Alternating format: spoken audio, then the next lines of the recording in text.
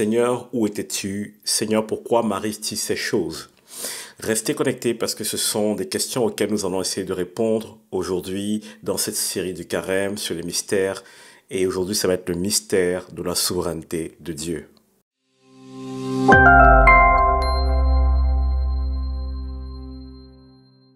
Je suis vraiment content que vous puissiez m'accompagner dans cette saison de Carême, donc qui précède la Pâque.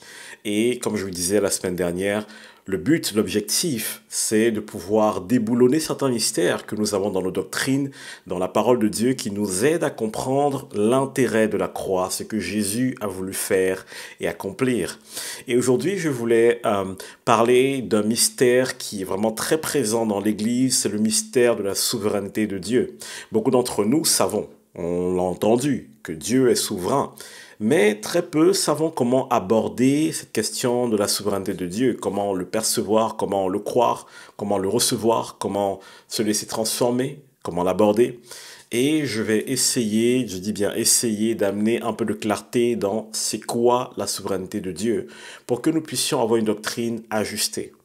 Mais pour mieux comprendre cela, je vais repartir un peu de l'illustration que j'ai utilisée la semaine dernière. Donc si vous n'avez pas vu l'épisode sur le mystère de la chute de l'homme, je vous invite à aller le regarder. Il y aura un lien peut-être quelque part qui va rediriger vers cet épisode. Mais dans tous les cas, n'hésitez pas à aller voir cet épisode. Il est super important et va aider à comprendre ce que je vais illustrer maintenant.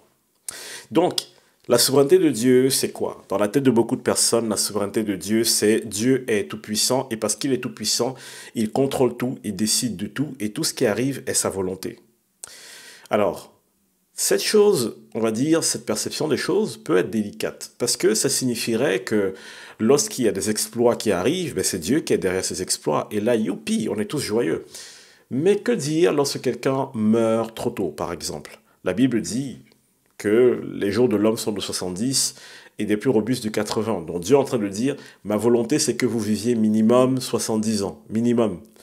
Donc qu'est-ce que moi je comprends quand je lis ce passage? C'est que si je meurs avant 70 ans, c'est que d'une façon ou d'une autre, la volonté de Dieu ne s'est pas accomplie. Quelqu'un m'a volé. Qui est ce quelqu'un? Je pense qu'on a une petite idée.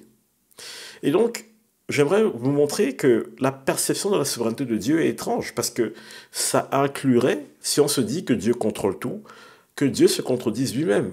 Parce que la parole de Dieu me dit que Dieu est bon, mais pourtant je vois le mal dans le monde. Et donc si tout vient de Dieu, ça veut dire que Dieu dit être bon et il provoque le mal aussi.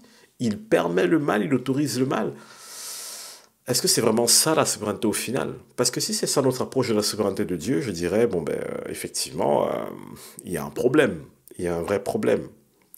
Mais j'ai une bonne idée, plutôt j'ai une bonne nouvelle, c'est que la souveraineté de Dieu n'est pas toujours définie comme nous le pensons. Reprenons le cas de Ève dans le jardin d'Éden. Je vous ai expliqué la semaine dernière que dans le mystère de la chute, on comprend une chose, on ne chute pas parce qu'on est prédestiné à pécher. On chute parce qu'on peut être trompé. Ève et Adam étaient parfaits, mais ils ont chuté. Ils ont chuté à cause d'un mensonge. Donc, si le diable veut que vous chutiez dans votre vie, ou il veut que votre vie prenne des directions bizarres, ou bien que votre foi soit affectée, d'après vous, qu'est-ce qu'il va faire? Il va user de mensonges. C'est pourquoi il a usé de mensonges pendant longtemps dans l'Église sur la question de la souveraineté de Dieu, en faisant croire aux gens que quand le mal leur arrive, c'est Dieu qui a permis ça, parce que Dieu a un bon plan derrière. C'est bizarre quand même. Dieu va te casser le bras parce qu'il a mieux pour toi. C'est étrange. Regardons donc en réalité ce que la Bible nous dit sur la souveraineté de Dieu. La Bible dit, quand on parle du mot souverain, la Bible définit le mot souverain comme un mot qui s'apparente à la royauté ou au conseil, pas au contrôle. Conseil et contrôle, je pense qu'il y a une différence. C'est comme si quelqu'un arrive et il dit « fais telle chose de ta vie » et quelqu'un qui dit « je te recommande de faire telle chose de ta vie ». La position de Dieu par rapport à nous n'est pas une position de dominant et d'écrasant. Souvenez-vous, la meilleure façon de voir et de connaître Dieu, c'est de regarder au travers de Jésus. Jésus était un roi qui servait. Dieu est un roi qui se met au service de son peuple. Oui, c'est surprenant, n'est-ce pas? Dieu est tout-puissant. Il est omnipotent, omniprésent. Mais pourquoi est-ce que finalement le mal arrive? Parce que Dieu laisse la liberté à l'homme de faire ce qu'il veut. Parce que Dieu, lorsqu'il a créé la terre, il l'a donnée à l'homme. Vous imaginez que si Dieu venait et qu'il faisait les choses comme il voulait, il remettrait en cause sa propre parole? Vous imaginez si Dieu dit, OK, je te donne de l'argent et après il vient vous l'arracher, que diriez-vous de lui? Ben, que c'est un menteur. Il vous a promis quelque chose qu'il n'a pas fait. Donc vous comprenez une chose, Dieu est limité par ses propres paroles. Pas parce qu'il est impossible qu'il aille au-delà, mais parce que si Dieu viole sa propre parole, Dieu devient menteur. Mais Dieu ne peut pas mentir. Sa nature ne permet pas qu'il le soit. Dieu ne peut pas, tout simplement. Donc Dieu est clair sur une chose. Le monde a été donné aux hommes, mais l'homme a obéi au diable. Voilà pourquoi l'homme a chuté. Et donc voilà pourquoi le monde a chuté. Et voilà pourquoi le mal est arrivé dans le monde. Maintenant, voici ce que Dieu te dit. Je suis souverain. Ça veut dire quoi? Ça veut dire que je me tiens au-dessus de toute chose. Ça veut dire que si tu entres en partenariat avec moi, je peux arriver, entrer dans ta vie et remettre de l'ordre dans ta vie. Je peux remettre de l'ordre dans ta maison. Je peux remettre de l'ordre dans ta cité. Pour peu que tu et tes contemporains me fassiez confiance et mettiez en priorité ma parole au-dessus de votre propre volonté. Dieu ne fait pas ce qu'il veut. Dieu fait ce qui est juste. Faire des choses au-delà de la volonté d'un homme est injuste. Voilà pourquoi Dieu ne force pas les hommes. Dieu demande un partenariat parce qu'il a conçu notre relation pour fonctionner ainsi. Donc vous comprenez que derrière le regard de la souveraineté de Dieu, il n'y a pas un regard autoritaire, mais un regard de père qui se met à notre niveau pour nous expliquer les choses. Maintenant, je sais, peut-être certains, vous n'écoutez même plus la vidéo parce que vous vous dites Steve, c'est bizarre ton histoire, moi je suis pas d'accord. Ok, on peut ne pas être d'accord là-dessus, mais mettons-nous d'accord avec la parole et regardez ce que la parole dit. Je vais prendre certains passages, regardez celui-ci. Dans Ésaïe 54, verset 15, voici ce qui est écrit. Si l'on forme des complots, cela ne vient pas de moi. C'est Dieu qui parle. Dieu est en train de dire, hey les amis, s'il y a des problèmes, si on forme des complots contre vous, si on s'attaque à vous, sachez que ça ne peut pas venir de moi. Et il dit, quiconque se liguera contre toi tombera sous ton pouvoir. Voici, j'ai créé l'ouvrier qui souffle le charbon au feu et qui fabrique une arme pour son travail. Regardez bien, Dieu dit que l'ouvrier fabrique une arme pour son travail. Donc, les armes qu'on utilise pour tirer sur nos frères et sœurs, on est bien d'accord que ce n'est pas Dieu qui est derrière ça. Parce que Dieu dit ici quelle est la fonction d'une arme, c'est pour le travail. Et maintenant, si on va plus loin, qu'est-ce qu'il dit? Mais j'ai créé aussi le destructeur pour la briser. J'ai eu une révélation intéressante en lisant ce passage. Dieu dit, j'ai créé le destructeur. Alors, le raccourci intellectuel qu'on peut faire, c'est, ah, Dieu a créé Satan pour briser l'arme. Non. Le destructeur, c'est un ange autre que Satan. C'est pas la même chose, c'est pas la même. Dieu a créé le destructeur pour briser une arme. De quelle arme parle ce passage? Une arme forgée contre toi. L'ange de la destruction est de ton côté. Le destructeur a été créé par Dieu pour briser toute arme qui se lève contre toi. Voilà donc comment Dieu exerce ces choses. Dieu n'a pas juste permis que tes adversaires puissent te toucher. Non, il n'a pas permis ces choses. Mais Dieu s'est dit, si quelqu'un le touche, je vais lever un ange, je vais lever une armée, je vais changer les circonstances en sa faveur. C'est ce que Dieu peut faire quand tu acceptes d'être en partenariat avec lui. Et donc vous voyez ici que non seulement Dieu dit les complots ne viennent pas de moi, mais il dit j'ai créé, ne t'inquiète pas, le destructeur pour briser toutes les armes forgées contre toi.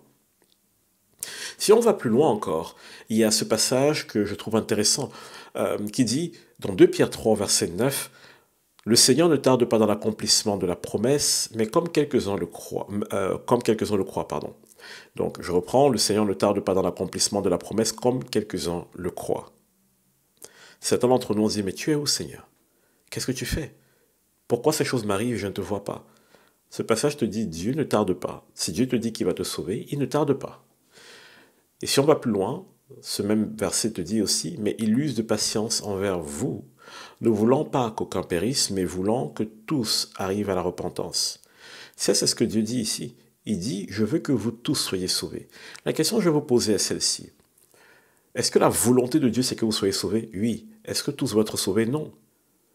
C'est Jésus qui le dit. Jésus dit, mais mon Père veut vous sauver. En Matthieu 7, 13, il dit, cependant, la porte est étroite et beaucoup ne la prendront pas. Beaucoup n'iront pas vers Dieu. Beaucoup choisiront leur propre doctrine, leur propre religion, leur propre façon de faire, leur propre croyance, leur propre Dieu, leurs propres idoles, même dans l'Église. Beaucoup choisiront ça plutôt que de choisir la vérité. Et Jésus est la porte étroite. Donc si tu ne choisis pas Jésus, tu es à côté de la plaque. Et Jésus dit, beaucoup verront la porte, mais refuseront de la choisir. Ils choisiront d'autres personnes pour intercéder pour eux, pour prier pour eux. Ils choisiront d'autres religions, ils choisiront d'autres choses. Est-ce que c'est la volonté de Dieu alors que ces personnes aillent en enfer? Non. Mais est-ce que certaines de ces personnes ne seront pas sauvées? Oui.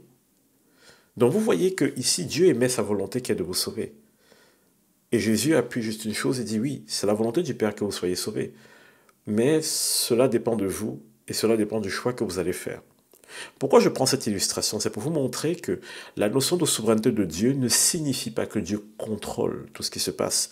Ne signifie pas que tout ce qui nous arrive, c'est Dieu qui l'a voulu ainsi, que Dieu a prévu que c'est comme ça que ça se passe. Non, ce n'est pas ce que Dieu a prévu. Mais Dieu a prévu une chose, c'est qu'il a créé un destructeur, il a créé un ange pour venir à ton secours et détruire l'arme qui t'afflige. Il y a des choses encore tellement intéressantes qu'on pourrait creuser aujourd'hui. Il dit par exemple que le but de Dieu, dans 2 Corinthiens 3, verset 16, on dit, le but de Dieu, c'est que nous nous convertissions. Convertir veut dire quoi? Changer d'opinion, changer de perception, changer de direction de regard. Donc, Dieu veut que tu te convertisses aujourd'hui dans ta façon de le regarder. Parce que la façon dont tu regardes, dont tu perçois la souveraineté de Dieu, te donne une bonne ou une mauvaise indication sur la façon de prier. C'est pourquoi nous avons parfois très peu de résultats. Comment est-ce que nous pouvons prier, Seigneur, délivre-nous, quand nous croyons au fond de nous que le malheur vient de Dieu? À ce moment, que voulez-vous que Dieu fasse? Vous croyez que Dieu, c'est lui qui a envoyé ce malheur et vous dites délivre-nous. Si le malheur a la volonté de Dieu, ne prie pas pour la délivrance. Comme ça, tu es dans la volonté de Dieu. Mais si tu pries pour la délivrance, c'est parce qu'au fond de toi, tu sais que c'est pas possible que le malheur soit la volonté de Dieu. Alors pourquoi est-ce que le malheur vient sur la terre? Parce que la terre est déchue. Pourquoi est-ce que Dieu ne débarque pas et qu'il ne fait pas ce qu'il veut? Parce que Dieu a donné la terre à l'homme et Dieu ne peut pas revenir sur sa parole. Mais comment est-ce que la souveraineté de Dieu se manifeste? La souveraineté de Dieu ne se manifeste pas dans les actes qui se passent sur la terre, dans le sens où tout ce qui se passe, c'est Dieu qui a voulu. C'est pas vrai du tout. La souveraineté de Dieu se manifeste dans le fait que Dieu est un roi au-dessus de toutes choses. Et quand j'accepte d'entrer en partenariat avec lui, il peut entrer dans ma vie et remettre les choses en ordre et rebâtir sur les ruines. Quelle est la façon, quelle est la stratégie que Dieu a mis en place pour réussir à s'approcher de nous et nous tendre la main? C'est ce que nous allons discuter pendant Pâques.